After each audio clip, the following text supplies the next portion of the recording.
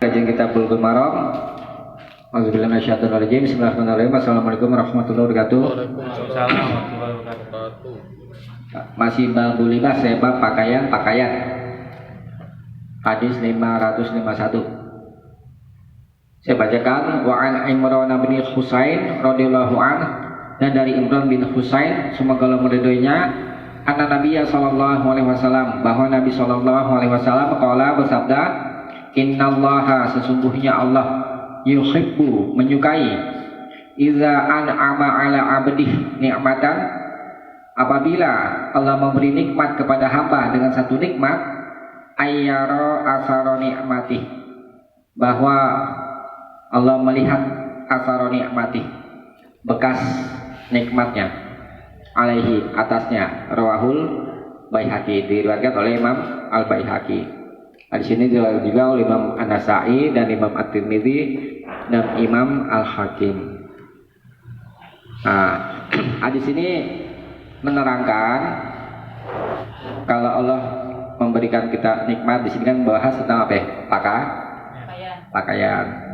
Pakaian atau makanan atau yang lain, itu nikmat Allah. Allah suka kalau kita ini memperlihatkan nikmatnya. Misalnya punya pakaian baru, pakai, diperlihatkan kepada orang, bukannya maksud riya, bukan. Oh, beda Maria ya? Bukan. Jadi kita senang gitu. Senang sebagai wujud rasa syukur kita kepada Allah. Ini namanya syukur yang bersifat fi'li, perbuatan. Nah, Allah suka itu, ya. Tapi bermaksud riya, ya. Baik makanan atau pakaian. Nah, kemudian semisal contoh, ya kan, apabila orang yang membutuhkan melihat nikmat Allah itu, misalnya pakaian di sini dalam bentuk yang bagus, maka dia mendatangi, kemudian disedekahkan. Misalnya contoh apa yang namanya orang pengemis misalnya itu ya, atau orang fakir yang pakaiannya lusuh. Nah, memang mereka nggak minta, tapi dengan kita melihat pakaiannya dia seperti itu, kalau kita ada itu ya, untuk memberi, kasih, supaya orang itu juga merasakan nikmat Allah. Nah itu. Nah, kadang-kadang kita kurang peka terhadap orang lain yang memang mereka tidak meminta, tetapi keadaannya itu menunjukkan sebagai permintaan dan menunjukkan bahwa dia itu memperlihatkan kefakirannya. Ada orang berkata itu ya, keadaan yang lusuh dari pakaian itulah lisanul hal, lisan yang bersifat keadaan. Dia tidak omong, tapi keadaannya itu yang omong, ya. Nah, itu jadi dari keterangan ini Allah suka terhadap diri kita kalau dikasih nikmat, kemudian memperlihatkan nikmat itu, dan juga kita berbagi kepada orang yang memang membutuhkan gitu ya. Bisa dipahami ya? Nih, baca nih, dikasih nih. Hadis 521, hadis pakai. Maksud menganjurkan kita menampakkan nikmat Allah pada makanan, minuman, dan pakaian. Hukum sunnah. Ya, hukumnya sunnah. Hadis berikutnya, coba bacaan. Wa an aliyin anna Rasulullah sallallahu alaihi wasallam naha an lubasil qassi wal mu'asfar Rawahu Muslim. Mm-mm. Dari Ali bahwasannya Rasulullah Shallallahu Alaihi Wasallam larang memakai satu macam pakaian yang ada padanya sutra dan kain yang dicelup kuning. Diriwayatkan itu oleh Muslim. Ya. Wa an Aliyin radhiyallahu an semoga Allah meridainya anna Rasulullah sallallahu alaihi wasallam bahwa Rasulullah sallallahu alaihi wasallam naha an lubsil qasyi. Rasulullah SAW melarang memakai al-qasyi wal mu'asfar. Al-qasyi itu ini oleh situ terjemahannya apa? Al-qasyi. Kain. Kain apa? Kain yang dicelup kuning. Bukan al-qasyi. Oh, sutra. Sutra. Ya, al-qasyi itu dinisbahkan kepada negeri, namanya negeri Kos, atau itu siyabul mudalla'ah, pakaian yang bergaris yang dibawa dari Mesir dan Syam yang padanya ada sutra. Jadi pakaian sutra. Amsalul utruji, ada gambar-gambar ini sejenis limau, itu bulat-bulat kan. Pokoknya al-qasyi pakaian sutra yang dicampur sutra yang bergaris. Kemudian al-mu'asfar maknanya al-masbuhu bil usfur, pakaian yang dicelup, kalau kita bahasanya diwantek. Ya, diwantek bil usfur. Usfur itu nama tumbuh-tumbuhan, maksudnya tumbuhan yang menjadikan pakaian itu menjadi warna kuning. Gitu ya. Rawahu Muslim. Hadis ini diriwayatkan oleh Imam Muslim. Hadisnya sah. Maksud hadis ini menerangkan Nabi melarang kita pakai pakaian sutra, ya kan, yang harus kita bahas, ya kan.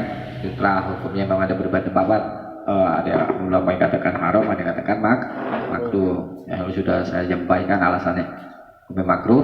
Wal mu'asfar, dan pakaian yang dicelup kuning atau diwantek kuning. Nah, ini begini pakaian tentang yang dicelup kuning. Dicelup kuning sama baju warna kuning sama aja, nih kayak ini yang dipakai nih, ini. Nah itu. Nah, tetapi dari jalan lain dari Ibnu Umar, bahwa Ibnu Umar berkata, "Ra'aitu Rasulullah sallallahu alaihi wasallam, aku pernah melihat Rasulullah sallallahu alaihi wasallam yasbugu bisufrah, mencelup dengan warna kuning." Ini Nabi pakai sendiri, pakaian warna kuning. Ini nggak berselisih nggak dengan hadis apa namanya 552? Berselisih kan? Nabi sendiri berbuat. Nah, kemudian di hadis lain, itu hadis muttafaq alaih. Kemudian di hadis lain dari jalan Abdullah bin Amr, dia berkata, Ro'a Rasulullah sallallahu alaihi wasallam alayya faubaini mu'asfaraini. Rasulullah sallallahu alaihi wasallam pernah melihat aku memakai dua pakaian yang dicelup kuning. Faqala, lalu Nabi bersabda, "Inna hazihi, sesungguhnya ini pakaian yang dicelup kuning itu min siyabil kuffar, termasuk pakaian orang-orang kafir.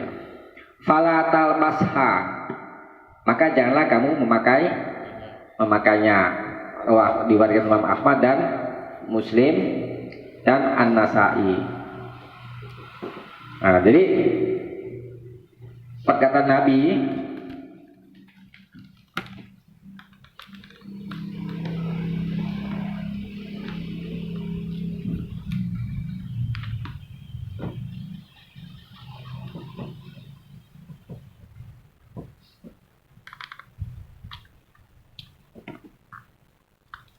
Ini inna hadhihi min siyabil kufar. Sesungguhnya ini, yakni pakaian yang dicelup warna kuning yang dipakai oleh Sabit tadi, Abdullah bin Amr min, termasuk siabil kufar, siap pakaian al kufar, orang-orang kafir. Nah, ini dijadikan sebab hukum ya.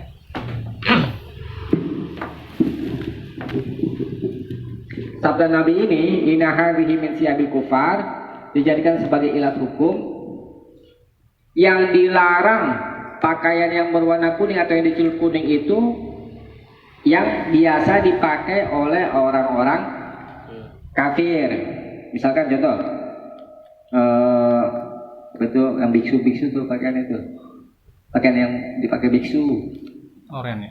yang kayak begitu, Oren. yang oren ya, yang menjadi kekhususan mereka. Hah? Pernah ngeliat gak? Enggak, nanti lihat di YouTube aja deh tuh pakaian biksu tuh.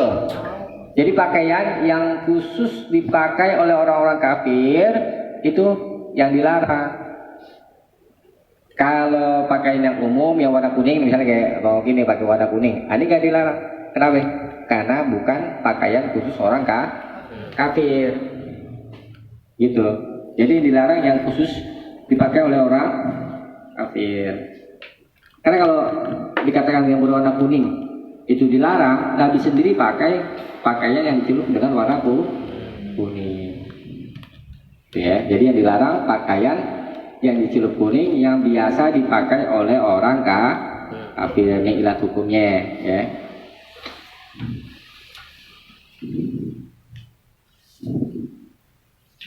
Bisa dipahami ya?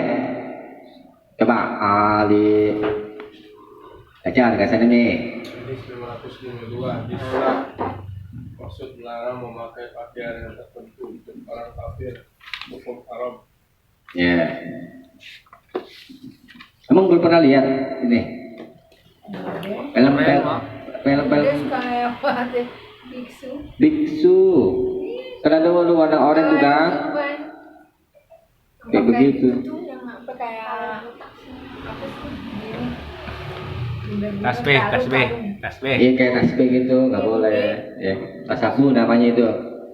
Tasabuh kepada orang kafir menyerupai kebiasaan orang kafir dalam hal kekhususan, ya. Dilanjutkan Bu Vina baca.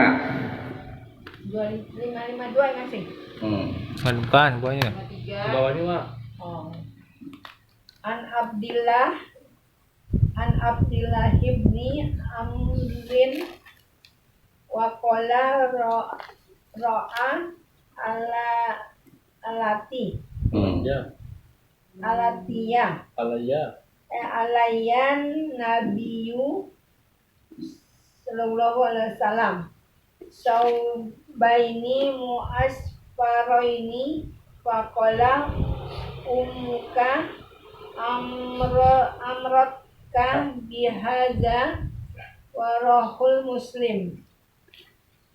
Dari Abdullah bin Amir, ia berkata, terlihat kepada Nabi Sallallahu Alaihi Wasallam dua kain yang bercelup kuning atas saya. Maka sabdanya, apakah ibumu suruhmu pakai ini? Diriwayatkan dia oleh Muslim. Ya. Wa an Abdullah bin Amr, dan dari Abdullah bin Amr radhiyallahu anhu, semoga Allah meridhai keduanya, qala, dia berkata, ra'a alayya Nabi sallallahu alaihi wasallam saubaini mu'asfarain. Nabi pernah melihat aku saubaini mu'asfarain, dua pakaian yang dicelup kuning. Faqala, lalu dia Nabi bersabda, ummuka amaratka bihadza, apakah ibumu yang memerintahmu memakai dengan ini, dengan pakaian ini? Rawahu Muslim, diriwayatkan oleh Muslim. Ini hadis ini sah, maksudnya menerangkan kita kita dilarang memakai, ini kalau laki-laki, memakai pakaian yang khusus untuk wanita. Mana lafaz yang menunjukkan kekhususannya itu? Lafaz ummuka amro'atka bihadza. Apakah ibumu yang memintamu memakai ini? Lafaz ini menunjukkan pakaian tadi itu termasuk pakaian wanita dan perhiasannya. Maka itu menjadi khusus untuk kaum wanita dan tidak boleh, tidak layak bagi kaum laki-laki. Jadi kalau pakaian khusus wanita nggak boleh dipakai oleh laki-laki. Begitu juga dengan sebaliknya, ya. Kalau yang bukan, misalnya contoh nih, maaf ya, lomba-lomba tuh ya, apa itu? Dasar. Pakai dasar nggak boleh, bukan sekedar masalah lucu-lucuan, karena itu pakaian khusus cewek dilarang sama Nabi. Ya.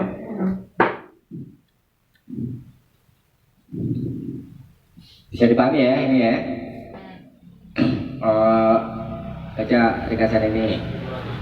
253 hadis maksud melarang orang laki-laki memakai pakaian yang tertentu untuk orang wanita, hukum haram. Ya. Di berikutnya baca Mi. Baca. An Asma binta Abi Bakrin dikatakan. Iya. Abi Bakrin annaha akhrajat jubbata Rasulillah sallallahu makfufat Sallallahu alaihi wasallam, baca juga. fatal kata. Ya. Fatal jaibi wal ummaini wal farjaini bidibadi. Rawahu Abu Daud wa asluhu fi Muslimin wa zada kanat inda Aisyah hatta kubidat wa qabat tuha wa kana nabiyyu sallallahu alaihi wasallam yalbasuha fa nahnu naksiluha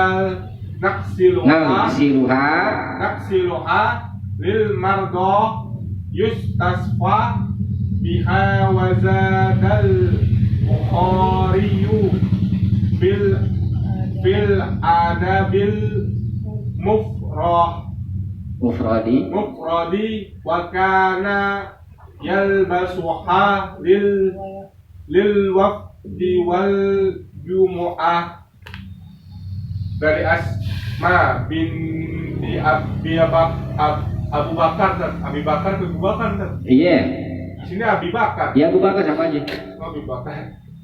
Dari Asma binti Abu Bakar bahwasanya ia keluarkan jubah Rasulullah Shallallahu Alaihi Wasallam yang lehernya dan dua tangannya dan dua belahannya bersulam sutra. Diriwayatkan oleh Abu Dawud dan asalnya di Muslim. Dan ia tambah adalah ia di sisi Aisyah hingga ia wafat. Lalu saya pegang dia dan adalah Nabi Shallallahu Alaihi Wasallam memakainya. Tetapi kami cuci dia untuk orang-orang sakit, menjadikan dia penawar. Dan Bukhari tambah di kitab Al-Adabul Mufrad. Dan adalah ia pakai dia buat bertemu utusan-utusan dan di hari Jumat. Kita ulangi, wa Asma binti Abi Bakrin, dan dari Asma binti Abu Bakar, anak perempuan Abu Bakar radhiyallahu anhu, sebagai lemari kudanya, annaha, bahwa dia Asma akhrajat jubbata Rasulullah sallallahu alaihi wasallam, pernah mengeluarkan jubah Rasulullah sallallahu alaihi wasallam, makfufatal jaibi wal kummaini wal farajain bikti baja, yang sakunya, terus apa lagi, dua lengannya, wal farajain, dan dua belahannya dicampur disulam dengan dibat itu sutra tebal. Rawahu Abu Daud, diriwayatkan oleh Imam Abu Daud, wa asluhu fi Muslim, dan asalnya di Sahih Muslim.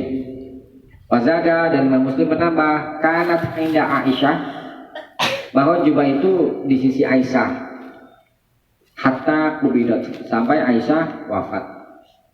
Faqabattuha, lalu aku yakni Asma memegangnya. Wa kana Nabi sallallahu alaihi wasallam yalbasuha, dan Nabi sallallahu alaihi wasallam biasa memakainya. Fanahnu nagsiluha, lalu kami mencuci jubah Nabi itu lil mardah, untuk orang-orang sakit, yustashfa biha, yang menjadi sembuh dengan sebab memakainya. Wazad al-Bukhari, dan Imam Bukhari menambah fil adabil mufrad, maksudnya di kitab al-adabul mufrad, wa kana yalbasuha, Nabi biasa memakainya, memakai jubah itu lil wafdi, untuk menyambut utusan wal jumu'ah, ya tentu sholat Jumat. Nah, maksudnya hadis ini menerangkan, pertama, boleh memakai jubah atau pakaian yang bersulam, yang dicampur dengan sutra. Yes. Tuh, ini sutra tebal dibat. Nah, kemudian jubah Nabi itu dipegang sama Aisyah sampai Aisyah wafat. Setelah Aisyah wafat, dipegang oleh Asma, ya. Asma sahabat. Iya, sahabat, anaknya Abu Bakar, anak perempuan Abu Bakar. Nah, jubah itu biasa dipakai oleh Nabi, ya. Dipakai oleh Nabi untuk apa tadi di bawahnya? Untuk menyambut utusan dan untuk sholat Jumat. Nah, dari hadis ini lapat itu kita bisa ambil pelajaran, kalau untuk menyambut utusan atau tamu, ya kan, atau untuk sholat, kita dianjurkan untuk memakai pakaian yang bagus, ya, untuk menghormati, ya, lebih buat sholat. Nah, kemudian setelah dipegang oleh Asma dan dia cuci, ya, digunakan untuk orang-orang sakit supaya sembuh. Nah, ini diperhatikan, ini kekhususan untuk Nabi. Maksudnya tidak semua pakaian yang dicampur dengan sutra bisa nyembuhin orang sakit. Enggak, ini yang dipakai oleh Nabi, kemudian dipakai sama orang sakit itu, nanti orang sakit itu bisa sembuh pakai jubah itu. Bukan bikin aja tuh jubah yang dikasih sutra tebal, dia bisa nyembuhin orang sakit. Enggak begitu, ya. Kalau Nabi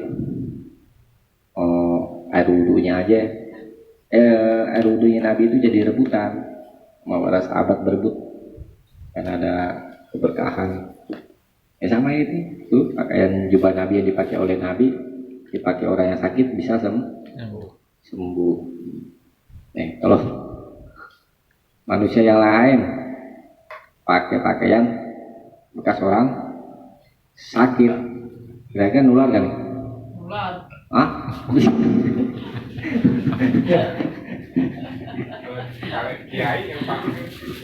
Enggak ada itu, ya.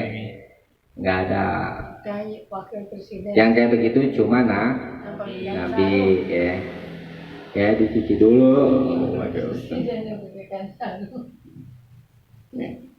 Wah, pakai pakaiannya siapa ini? Syekh, pakai pakaiannya si Habib. Ya. Nanti bisa enggak ada kayak gitu. Terus ada lagi tuh misalnya minum bekasnya ustadznya Habib enggak ada bukan. Ya, nanti kalau sakit bengek misalnya di kepala penyakit bengek. Iya, jangan yang begitu. Enggak ada. Keberkahan itu cuma milik Allah. Nabi bisa memberi berkah itu atas izin Allah. Ya, bisa dipahami ya. Coba dibaca di kasana ini. hadis 554. Hadis A, maksud 1, orang laki-laki boleh memakai pakaian yang bercampur sutra sedikit. 2, menganjurkan memakai pakaian yang baik untuk menemui tamu dan sholat Jumat. Hukum 1 mubah, 2 sunnah. Iya, kita cukupkan ya. Selesai pembahasan kitab libas. Nanti berikutnya kitabul janaiz, kitab tentang jenazah.